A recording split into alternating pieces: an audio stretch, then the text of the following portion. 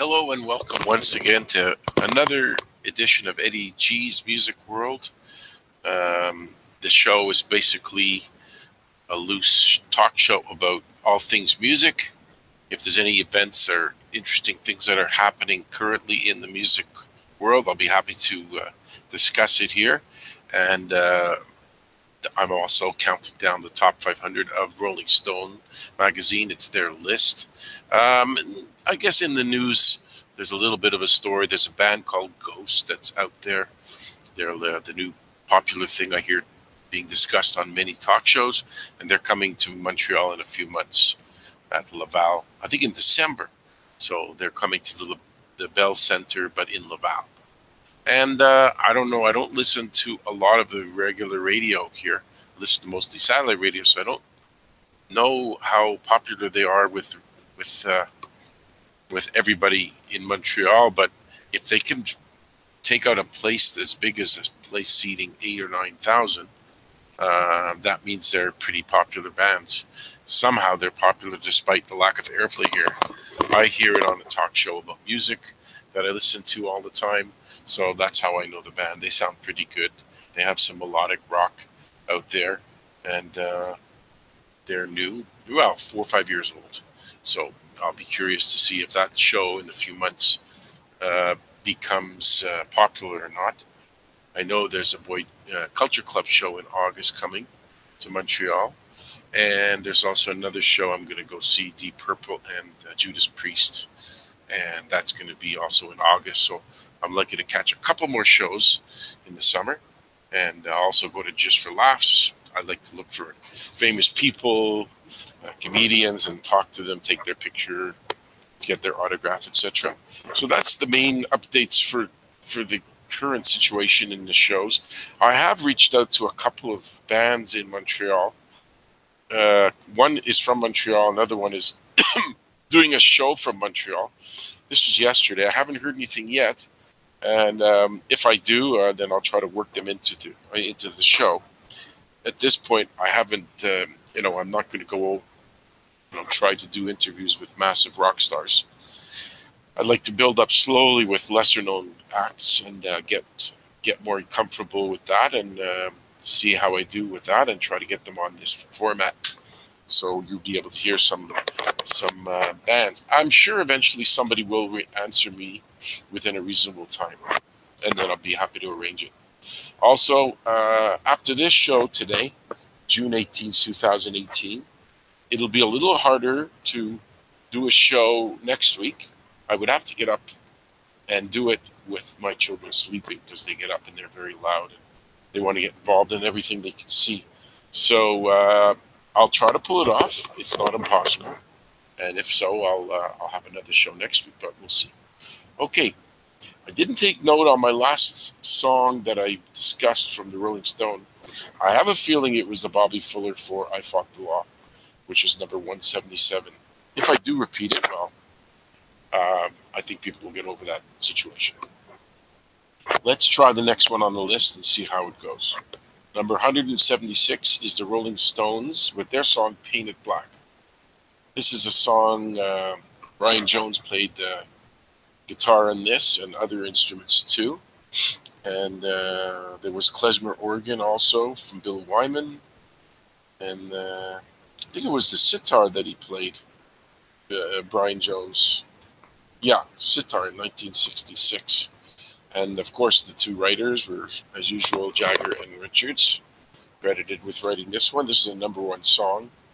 Classic song from a long time ago, 1966, 52 years ago. I remember when this was on the radio quite a bit. And we'll move on to the next song. Number 175 is by the band The Sex Pistols, God Save the Queen. I don't remember if I mentioned, maybe this, I am duplicating songs, but at the end of this show, I will make a point to take note where I ended off so I don't repeat myself the next show. Of course, God Save the Queen was a song that was very rebellious, and I heard it on the radio, and it didn't get a lot of airplay in Canada, but it wasn't a song that was a bit too rough for the FM stations, and way too rough for the for the AM station, so nobody really played it here. I remember hearing it on a radio show about music overseas that was popular, so this was very popular. The he, of course, Johnny Rotten, they did a reunion. They broke up in the early 80s. Then they did a reunion in the 2007 or so. Made a lot of money, I'm sure, reuniting. I had a single by Sid Vicious, and it was the My Way song, and it was really good. And it was a beautiful. I think it was a picture single. I'm not sure. It was about 45 years ago that this came out, and I had it. Or yeah, about 40 years ago. And I gave it to some girl I was trying to impress. So never saw the girl again, never saw the single again. But I did have it in my possession for a short time. Number 174 is the band ABBA with their, I think it was #1 song, Dancing Queen. They may have had another one, #1 song, but I think they didn't. They actually just basically had a bunch of top 10s after that. This band has reformed. I mean, they resisted that for 40-something years. They were married to each other, like the two guys were married to the two girls, and they got, at least one of the couples got divorced, if not both. And now, all of a sudden, 40-something years later, they're reuniting. I'm not so sure. I guess people will care. They were a huge band, but I'm certainly not going to go see them. I mean, they were great in their day, but I don't see myself running to see a reformed ABBA if they do end up coming here. I did see the play Mamma Mia, which was pretty good. Okay, we'll see what's next. A well-known song by Aerosmith, Dream On, of course, their first big song, is at number 173. I know a story about this, that Steven Tyler, he wrote the song by himself, and he presented it to the other bandmates, and they weren't at all interested in the song. And I think he did the vocals himself, or maybe he presented it to them almost finished, and they just had to add their instruments to it. But it eventually became the smash that it was. It was released twice. The first time it wasn't really well, it was a bit well received, but not as well. And then a couple of years later, they released it again. Excuse me. I have seen Aerosmith 2 times, 1977 and 2007. They were great both times. I actually reached out and touched the hands of Steve Tyler. He came to the side of the stage. I reached out and touched his hands and saw those gorgeous rings shining off his fingers. Number 172 is Jay-Z, 99 Problems. That's the song where they use It's a Hard Luck Life as the music, and he's rapping over it. I don't know, everybody goes crazy over Jay-Z. He's currently a massive deal with his wife, Beyonce. They come up with an album, and the whole world just goes crazy. I've never got caught up at all in his music or hers. Maybe a couple of songs if I really had to search for it. Then maybe, but it's just not something I care that much about. Rick Rubin's a famous producer. He co-wrote it with Jay-Z. And I know they sampled parts of Billy Squier's song called The Big Beat and Mountain's song Long Red. And of course, Rick Rubin produced for the Beastie Boys too. And it did great for Jay-Z and one of many songs that he has. Another person that has been around a long time, number 171, Joni Mitchell, Both Sides Now.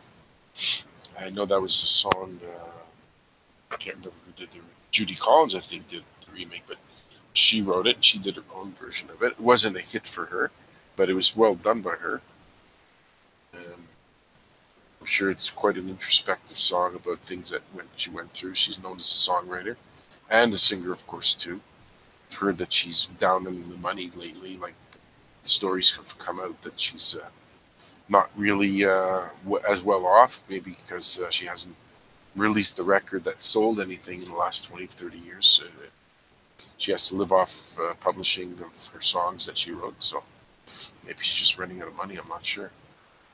Number 170 is the next position. REM is the band, and their song for this position is Losing My Religion. I did see REM live. This song is the most popular one of the band, and I don't think they're together. I know that the band is pretty much broken up. They had a massive contract. They came out with 4 or 5 records, and they all started to sell a little less. They made their money, luckily, and they don't need to work, or maybe they just don't feel like working. I don't know. They're not that old, the band. They're probably in their early to mid 50s, but maybe they're doing other projects that I just don't know about. And next on the list is number 169, The Temptations, with their song Papa Was a Rolling Stone. Let's see, Whitfield and Strong wrote it. It was a number 1 song for them. I've seen that they didn't like this song. But still, I mean, without this song, they would have been less popular as a band, because this could have been their biggest song of all time. It was a very long song. I remember hearing it on the radio, and it took, I think the version I heard was easily 8 minutes, 7, 8 minutes. And next is another Motown band, Marvin Gaye, not band, but act, Marvin Gaye at number 168 with his classic Let's Get It On. He co-wrote it with Ed Townsend, and he co-produced it. This is a number 1 song. Kind of one of these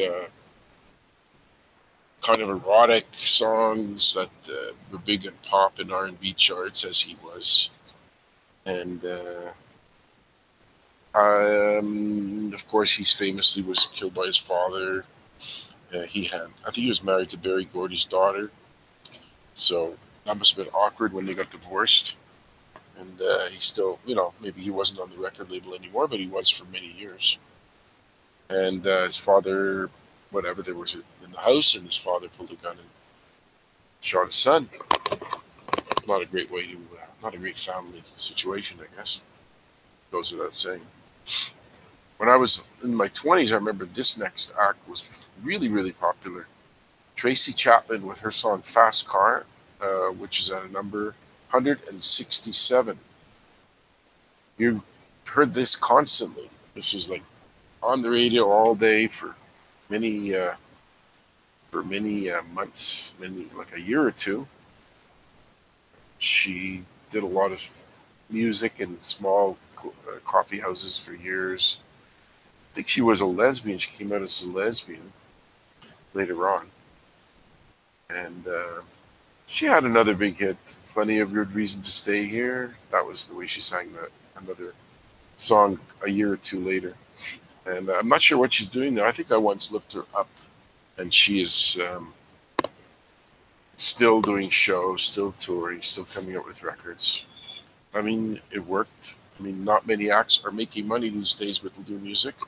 So it's not a surprise that you don't hear new songs from Tracy Chapman anymore, but that's just typical of the situation now for music. Number 166 is Queen with their song Bohemian Rhapsody, made famous in the 70s with, the harmonies, of course. And I hate to say it again, this is the 20th time I've said this on this list, it's just play too much. I won't listen to a song I've heard 2,000, 3,000 times. So I just basically changed the channel. It was also like the song that the actors in Wayne's World, they head bopped to it, and they were on the hood of the car looking at the stars while singing this song. Or they were in the back seat of a car. Freddie Mercury wrote this by himself. I'm surprised, because usually when it comes to Queen, they all collaborated on, the bigger songs, they collaborated on quite a bit of them. But in this case, it was just him. I know that there's issues with his girlfriend or friend or whatever she was later in his life is getting his share of the royalties and has say in Queen projects. And I heard the other members don't appreciate that they have to deal with it, but I guess the will that Freddie Mercury left put her in as the person who will take over all the financials of his share of Queen. Next is number 165, Sinead O'Connor, and her song Nothing Compares to You. This was written by Prince, and this was a song I remember I had a bet with somebody that it would go number one as soon as I heard it. I said, this will be number one, and the other person was an ex. I said, no, I don't think you're right. And sure enough, it did go to number one. And you would think from all of the, popularity of her, Sinead O'Connor, you'd think she'd sustain a very long career, but truth is, she had two or three other medium-sized songs, and now she's better known for being a woman who shaved her head and kind of was found in a hotel room ranting and is down in her luck. Like, I don't think she sells, she's probably not touring much. So she didn't really have a prolonged, unbelievable career. She did what she could as long as she could. And who knows the story with her now. I'm sure she still does shows. She probably has to pay some bills. And she made quite a bit that year, at least, when this came out in March of 1990. I remember she also ripped up a picture of the Pope, and that cost her a lot of fans because the people saw that as sacrilegious to do that. Okay, let's see who's next. I'm sure there's another exciting song on the list. You're listening to Eddie G's Music World, the show for June 18th, 2018. And let's see what we have next. Ray Charles with his song I Can't Stop Loving You at number 164. I do remember this one. I think it had a symphony orchestra playing in it, and this is a cover of a Don Gibson song, and he definitely had a number one song with it. Ray Charles did. So he made it a little bit like soulful. I mean, the song was, from what I remember, like harmonies and choirs singing, and then he added his vocals, which is a little more soulful. So it worked out pretty good. And you don't hear it much on the radio anymore, but that's because it's over 50 years old. Number 163 is a song by Johnny Cash, and the song is Folsom Prison Blues. If I remember correctly, he went to the prison and he played it for the prisoners. And it's a story song like he used to write. It's about when he shot a man in Reno, Nevada, just to watch him die. And I think that was like it was first released in 1956. Long time ago. Here's a song by Public Enemy at number 162. And the song is Bring the Noise.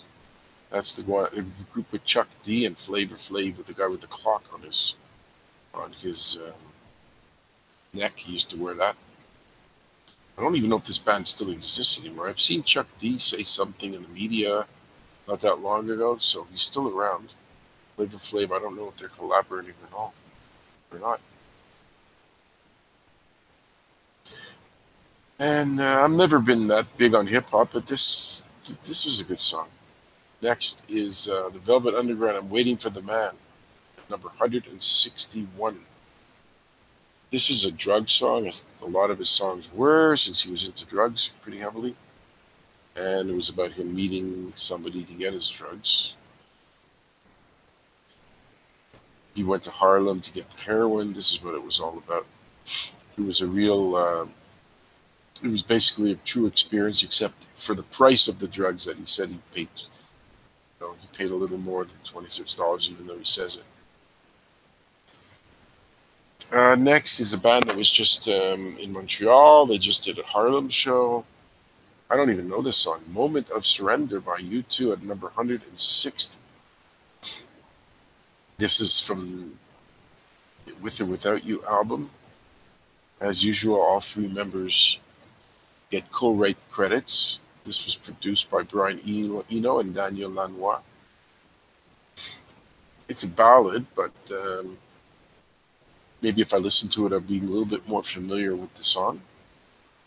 Or maybe sometimes I know the song, but because it's called something different than what they say in the song, when I see the word moment of surrender, it doesn't mean as much to me. Number 159, of course, is the well-known song Bill Haley and His Comets. We're going to rock around the clock. I mean, used to see this on Happy Days. I know Bill Haley struggled for a while to become popular, and then this was number one. But I heard he died with no money. It was also used in the movie The Blackboard Jungle. I heard Bill Haley was down in his luck in the, I think he died in the 80s, and he didn't didn't have a lot of hits after that. He couldn't get his career to get out of his 50s pretty much. And he probably did shows, but I don't know how well he was paid or how popular these shows were that he did. But he did try to sustain his career. He didn't write the song, which made him make less money. The writers are Jimmy DeKnight and Max Friedman. Next is a song I know pretty well. At number 158 is the Flamingos with their song I Only Have Eyes for You. It's a doo-wop song written by Harry Warren, 1959. And this group was known for its great harmonies. They used to sing in a black Jewish temple choir. Didn't know that. That's news to me. But their vocals, I mean, this is a band that didn't play instruments likely. They sang, and they sang well. I don't remember if the Flamingos really had many more hits after that. This was number 11. I think they might have had one or two more, but I'm not sure about that detail. At number 157 is a guy who was just in Montreal. He did a show in the Bell Center in Montreal. And this is a song he did with Art Garfunkel, The Sounds of Silence. Great song. I'm guessing he played it since he's the main vocalist on it, not Art Garfunkel. Maybe he played it at his show that he did last week. This song had a bit of a story behind it for me when I was a kid. Me and two of my friends, we saw a freshly laid backyard of snow, and it was all new snow, no footprints, nothing. And I told my friend, don't break the sound of silence, which kind of meant don't walk on the snow. But that was just basically how we interpreted it. But then the other friend, he walked on the fresh snow, so we got him, give him hell because we said no. Don't break the sound of silence means don't walk on the snow, but he had no clue what we were talking about.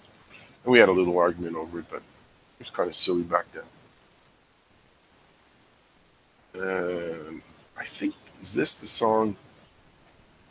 Yeah, I think this is a song that was recorded and then it was not a hit. And so the band pretty much broke up.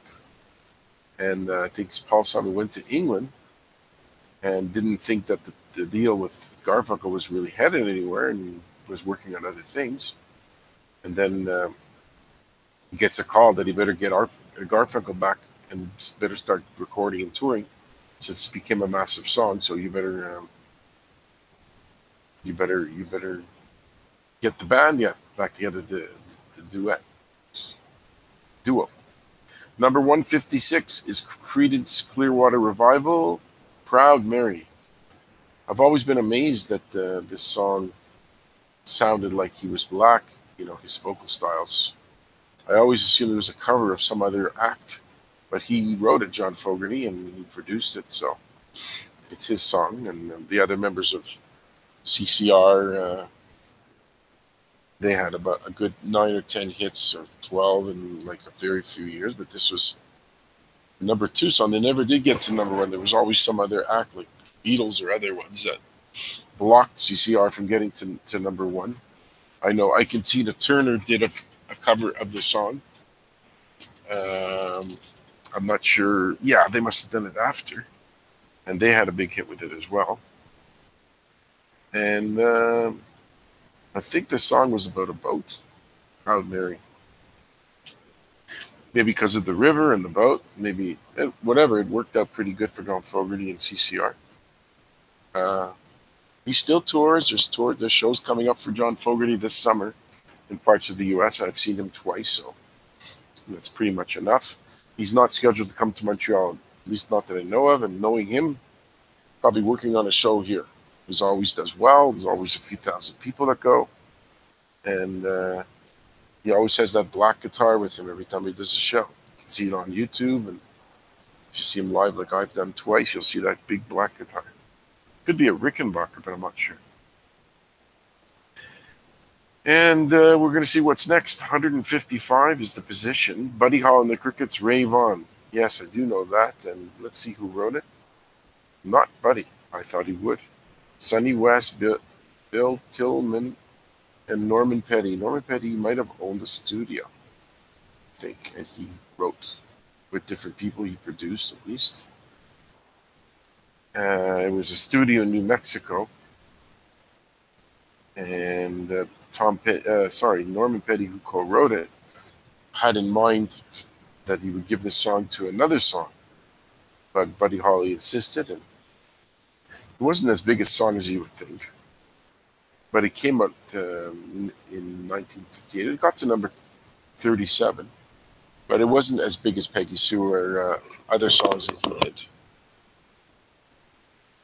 As I look down the list, I see another songs here. Number 154 is a song by the Beatles, and it's A Hard Day's Night. I do remember when that came out. Everybody, I was pretty young, maybe in nursery school, but I remember my mother may have bought the single or something, but I remember being pretty impressed with it. Well, despite the fact that I hear it too often, I am, not more, but I heard it quite a bit over my lifetime. I do have to say that it definitely falls into the classic category. I'm trying to see if there's any other interesting things I can say about this song. And I know it was inspired, the title was something that Ringo said, and Lennon took the rest of that and came up with some more words. And he couldn't reach the notes, Lennon. They were too high.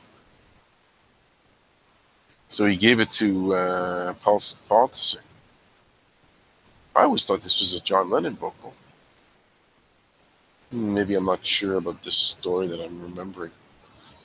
Lennon was quoted as saying the only reason Paul sang on it was because it couldn't reach the high note. Oh, maybe I know. Maybe there were some parts that McCartney did. The high parts were Paul and the lower parts were Lennon. That's the way I remember the song. I don't have it in front of me to listen to it, but I think I remember that situation. We're getting to number 153, which is a song by Jimi Hendrix Experience called Foxy Lady, played constantly on the FM airwaves, especially in my town. I've heard it many times. And he wrote it. Wow, he already... this is early on in his career, 1965. I didn't know... that it was released that early. I thought he was more a late 60s song, because he was just, I guess it was his first record as The Experience. Chas Chandler produced it, and was inspired by Heather Taylor. She was the future wife of The Who's Roger Daltrey, and she inspired this song. And he wrote it, of course. And he definitely was not a top 40 song, because it was, again, Hendrix songs never got to the top 40 except for one, which was All Along the Watchtower. But in those days, they were listening to the Turtles and other like mellow top 40 pop groups. So for him to come out with this heavy a song, it didn't really, didn't lend itself to being on the top 40 charts, because it was just too hard rock. A very beautiful ballad from the mid to early 50s is the Penguin song Earth Angel at 152 on this countdown. And Jesse Belvin, Curtis Williams wrote it. Got to the top 10. Came out in 1954. Apparently, this was recorded in a garage. But a lot of people say that it helped launch the rock era of music, since it was right around 1954 was right around the time when they considered the next year to be the rock and roll music becoming popular. It was really doo-wop, but it was also covered by the Crew Cuts. But this was very, very great ballad that I'm sure has been in movies many, many times. Number 151 is the Byrds song, 8 Miles High. I believe Crosby was in it. Yes, David Crosby was in it. He co-wrote it. McGuinn and Clark co-wrote it too. I've had the odd little tweet with David Crosby. He's very, he likes to log in and answer his fans' questions. And he's talked a couple of times with me, maybe 3. And I know this song is probably a drug song. It seems to be that type of the theme to it, 8 Miles High. Or it's about an airplane touching down, as they say that. But I think Crosby said it was mainly a drug song. It was about the plane and the drugs. And he still tours, David Crosby. I know that McGuinn has toured, but I'm not sure if he's still doing it, but maybe he is. Probably worth catching. Number 150 is a song by the Everly Brothers, Kathy's Clown. A pop staple, probably 1960. The two brothers wrote it, and one of those brothers has passed away. I think it's Phil, but don't quote me on that. This is one of their many, many hit songs they had back then. And I know that they signed a 10-year, $1 million contract around that time, which nowadays doesn't sound like much, but back then it was probably pretty good. They had a bunch of singles at first, and this is their first really big song, Kathy's Clown. And then they enlisted in the Marines in 1962. So they came back after that, but by the mid-60s, I think they were competing with Beatlemania quite a bit. So I'm pretty sure that their career was a little bit winding down. There's this song they had called Bowling Green, which I like, which is about Kentucky. And sometimes I see trucks driving by called Bowling Green. So I think of this song. Here's a song by a guy who's certainly not known for his top 40 songs, Iggy Pop, at number 149. And his song is Lust for Life. I've heard this on Caribbean Cruise, commercials, other commercials, movies, they've used this song. So despite the fact that this song didn't chart, it became a very, very popular song nonetheless, co-written by David Bowie, and Iggy Pop co-wrote it. So it's one of those things, it's like Stairway to Heaven. Not a single, but everybody knows it. It's the same with this. I mean, if the song didn't become a hit, but everybody knows the song, which is true, it's a classic anyway. It doesn't matter that it didn't chart. Maybe there was something about the references in the song. They were a little controversial, kind of druggy type of song, about like a hedonistic song. And he's a funny guy. He never really had that massive hit song, but he still manages to be popular. He had the Stooges reunion about 10 years ago. They stole his instruments off the truck. I remember that. I don't know if he got them back or not. He's done a lot of drugs in the past. He's had some issues, but man, the guy must be 70 years old by now. And he's still out there working. Maybe he needs to work. And let's see what is next. At Eddie G's Music World, we're going to see the next song, going down the list of the top 500 songs of Rolling Stone. Here's a posthumous #1 by Janis Joplin, Me and Bobby McGee. I know Christopherson co-wrote it with this guy, Fred Foster. And it was the #1 song, but she's kind of like Hendrix in that she didn't really have a slew of hits. She just was popular, and this was an exception because she passed away. This came out just after she died. And, you know, this became something that you hear on the radio to this day quite a bit. Made it to the top of the charts, which wasn't easy, and she was a hard liver, drinking, you know, died of drugs. So, you know, she died pretty young at 27, kind of the same age as Morrison and Hendrix, who we just heard. And she had different formats for her band. Like, there were times she was Big Brother and the Holding Company. Then there was just her name, Janis Joplin. I think there might have been another band name. So kind of like Hendrix, in that she always had a different version of her act, like different names that she used. Okay, I'll see what's next. Number 147 is the B-52s, a song I like called Rock Lobster. Never a massive song. Maybe it's just too weird. I mean, they were big on the weird factor, but I liked the song, and I almost saw them live in like 1980 because they were scheduled to do an outdoor show with Peter Gabriel. And I was a security guard at the show, but unfortunately, it was a downpour, and since it was outside, they canceled the show, so I didn't get to see them. I did get to see them later on, but it was an outdoor show again, but it was so many people. It was the jazz festival where they get crowds, like, you know, free concerts. They get 100 and something thousand people showing up, and 3 blocks of people just sitting there listening to them. I think I got not that close, and I had to watch them on a screen, so pretty much a waste of a show, and that's the only format you could see a band in, is being a mile away or half a mile away from them. Written by Fred Schneider and Ricky Wilson. I think Ricky Wilson died of AIDS. I'm not sure. I think that's the case. But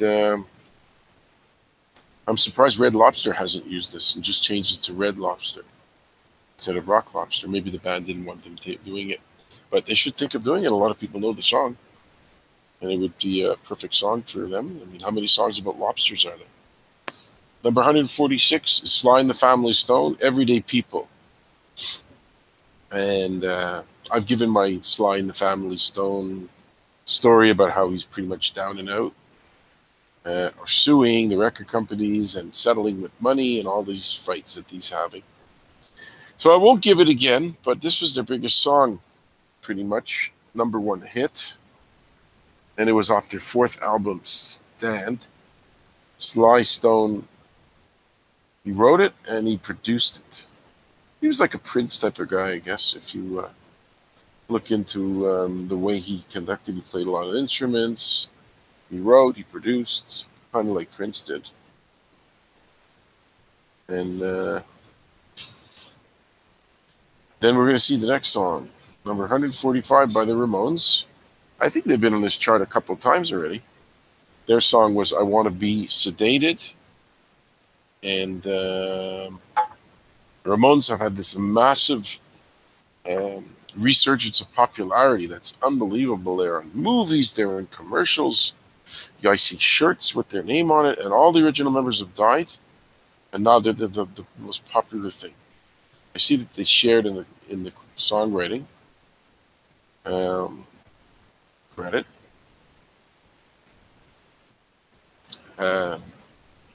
Definitely a band that never made it as high when they were around as they did. Like, they became more popular after they broke up, no question. But when I saw them twice, they were in a bar that wasn't that big. But then the second time I saw them was in a bigger bar called the Brick in Montreal. But it was fun seeing them, and they were great live. And definitely this stands out, this song, I Want to Be Sedated. as something that people now look at as a great song, and then at the time they probably liked it, but they weren't giving it the airplay that it deserved for sure. Speaking of Prince, which I was just speaking of earlier, we have next on the list Prince and the Revolution, Purple Rain. There's a character called Medicated Pete on the Howard Stern show who sings this song. He's just a weirdo type of guy with Tourette's type of thing. But he doesn't do a bad job of it. It's kind of cute. But this was the number 2 song, remember? They had a movie called Purple Rain. I don't know if I've seen much of that movie. Maybe a part of it. Maybe it's always coming on at midnight or something. So he died a little over 2 years ago now. He had hip replacement surgery and taking medication, and either he took too many or he took the wrong ones. I don't know the exact story of it, but that took him out. I think it was March 2016, if I'm correct. He had so many songs, but this was like the long song that dragged on, but very, I usually am not a fan of long songs, but this one kind of kept you going with the guitar solos and the vocal, and the guy was brilliant. I mean, he wrote and produced this song. And how many people just, multi-instrumentalist. I'm not saying for this song that he did all the instruments, because he didn't do it for every song, but there were a lot of songs that he picked up with every instrument in that studio. He played, I don't know how he learned these things, or, how he was so adept. But this was one of his better ones, for sure. Soulful ballad by someone that maybe influenced Prince. I know he influenced Michael Jackson. Is James Brown and his famous Flames. Please, Please, Please. Very torchy song. He co-wrote it. I know he had to sue the record company, but he did get credit. Co-wrote it with Johnny Terry. It didn't get that high in the charts, surprisingly. I do know it, but it doesn't get a lot of airplay, or didn't ever get a lot, but his vocals were great, and I'm not sure if he played instruments or not, but he definitely was a great singer and dancer and writer too. Another Everly Brothers song. So for a while we were seeing a lot of Bob Dylan songs on this list, and now we're seeing the Everly Brothers showing up again with All I Have to Do Is Dream at number 142. Boudleaux and Felice Bryant wrote it. They wrote Love Hurts as well. And let me see if there's any stories I can remember about these guys. A lot of great harmonies, I know that. Made the R&B charts as well. Many songs that they did were hits. This was late 50s when they were peaking, when they were really, really coming up with a lot of songs. I'm sure if I looked it up, they must have had 15 or 20 hit records over their career. Led Zeppelin, Kashmir, number 141. Very cosmic song. I'm sure it's been sampled by a few acts as well. Of course, this band never had hits, really. No, they didn't never have. Let's say they had a few. But it's kind of, this is typical of them to have songs that are more popular than top 10 hits that were out at the time, because there were FM songs and album songs that people didn't play on top 40 radio.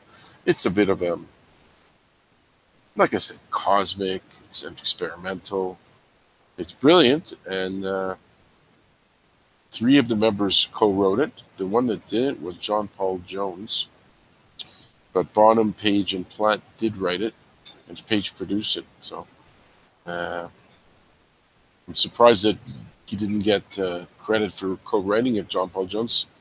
I know that there was keyboards on there, and he played all the synthesizer music, but for some reason, maybe then the string arrangement was by him.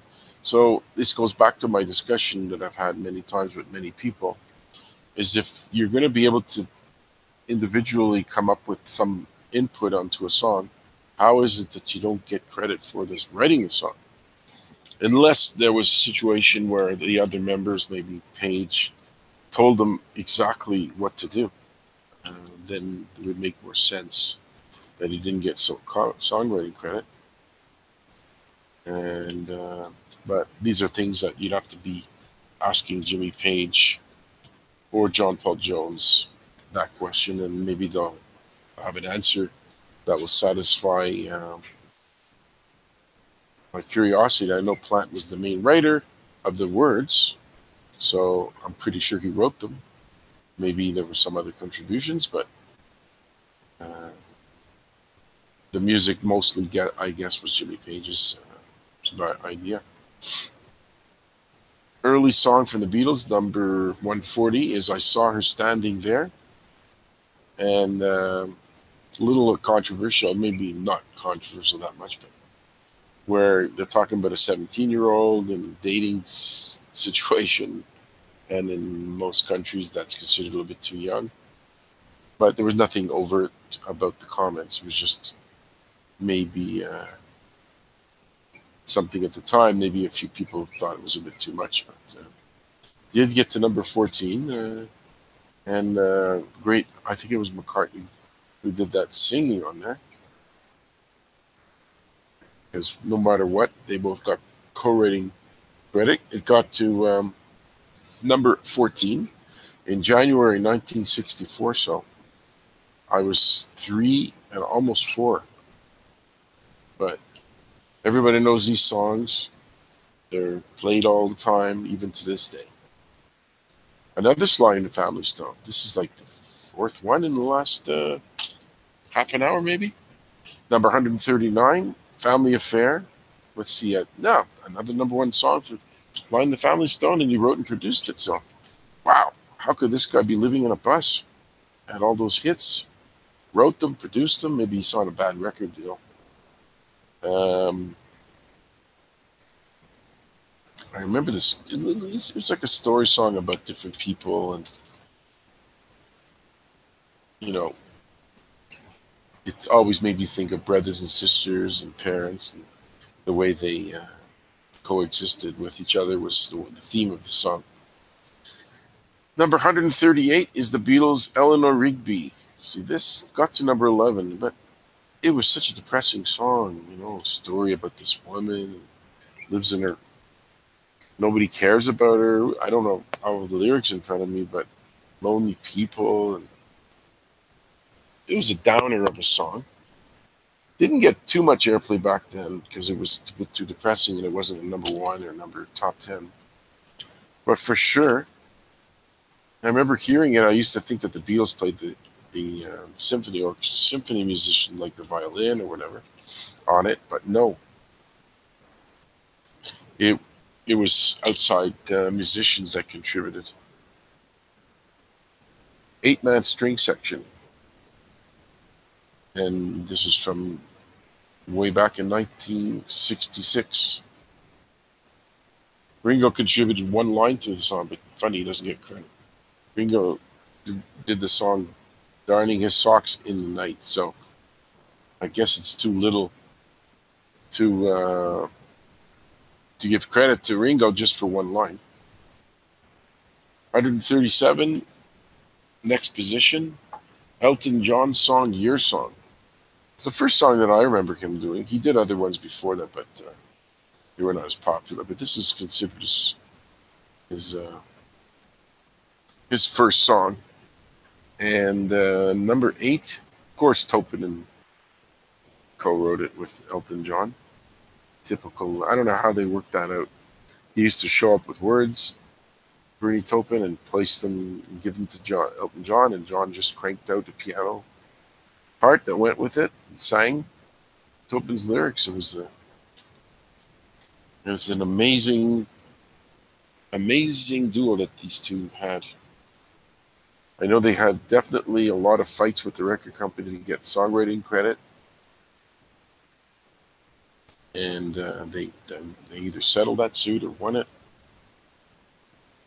I always thought, since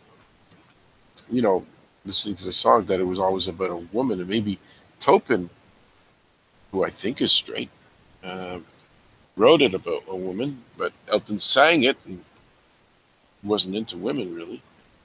Maybe he was thinking about a man. Either way, they don't need my help to interpret their songs. They stand on their own, and he's doing his wind down 3-year wind down tour. Elton John coming to Montreal in October. I say I don't think I'll go, but who knows? Maybe I will, just to cap off a lengthy career and give him one more show. But I've seen him twice. I'm sure it's going to cost me $200-300, so I probably won't go.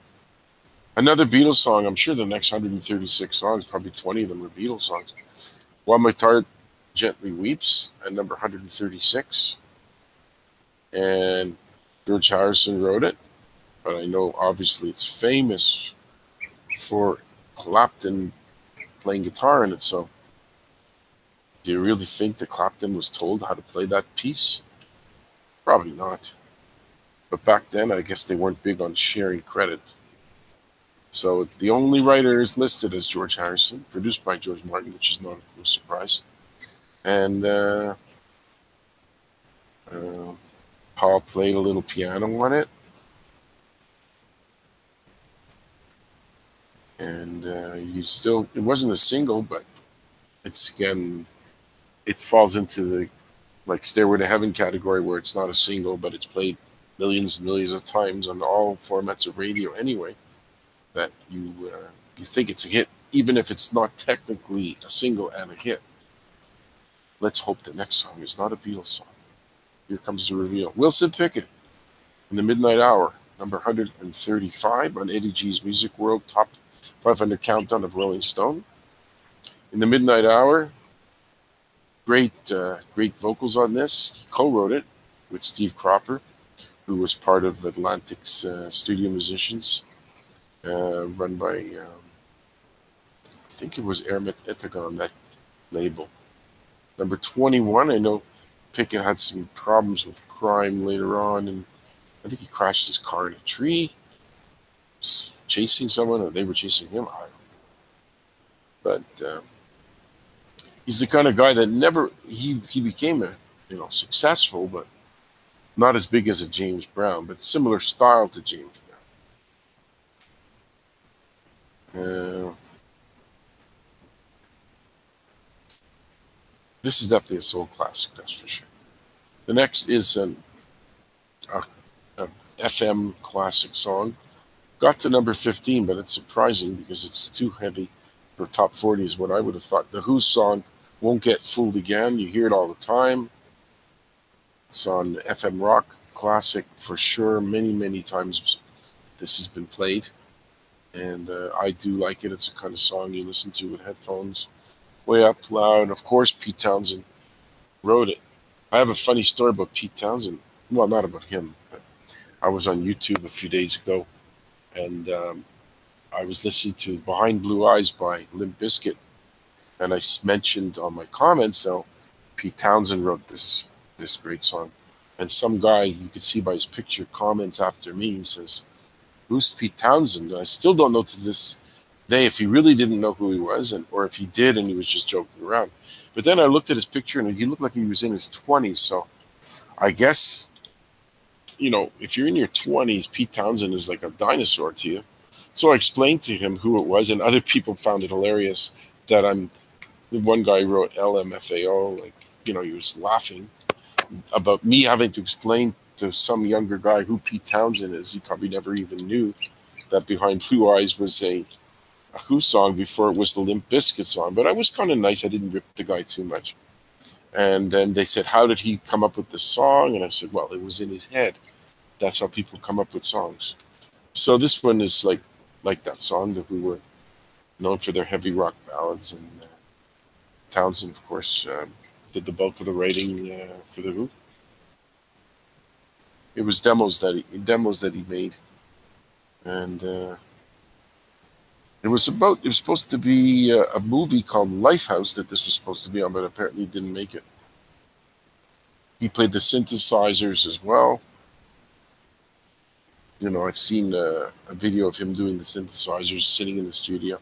You have to wonder, how do these people come up with these songs? Their minds are brilliant to come up with a song like that. Bo Diddley is the next song at number 133. Who Do You Love? Again, another guy that never really made a massive amount of money touring around. I'm sure he was not a huge financially successful. And famously redone by George Thorogood. Probably people who are not into music don't know that it was George Thorogood who did this. They probably don't know that it was Bo Diddley that did the song originally. And I'm pretty sure he passed away recently. And again, it's a great classic song. You should hear it with the special guitar style that he was known for. I don't know what the name for it, but wash tub style guitar. I don't know. There's terms for it, but nobody's going to ever come up with that type of style and do as well with it as Bo Diddley did. Number 132 is U2, With or Without You.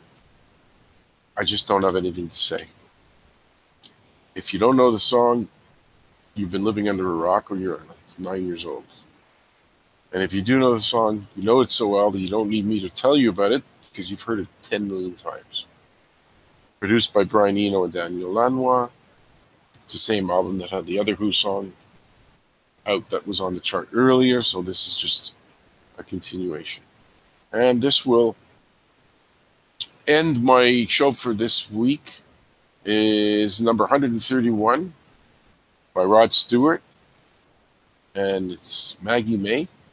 He co-wrote it, Stewart, with Martin Whittington. I don't know who that guy is, but of course this is a great song about a story about a woman. He was older than him. So here it says, from what I've read, it's actually a true story that he had an older woman, and this is about her. Was on the Every Picture Tells a Story, came out in 1971. It was the B-side of Reason to Believe. Both songs were great, actually, when you come to think of it. And I've seen Rod Stewart once. I've almost seen him again. I always say no. And maybe next time he does come around, I will go, just because he's probably close to 7 years old by now and will not produce, many more years of touring, So for sure, I will try next week to produce another episode. It could be done. Get up really early when the kids are sleeping. Try to see what other interesting facts I can unearth. Musical facts that I always seem to find when it comes to these shows that I'm doing. There will be other concert discussions after this. I will find content that will go beyond this list, but my OCD makes me finish the list. I have to get to the end.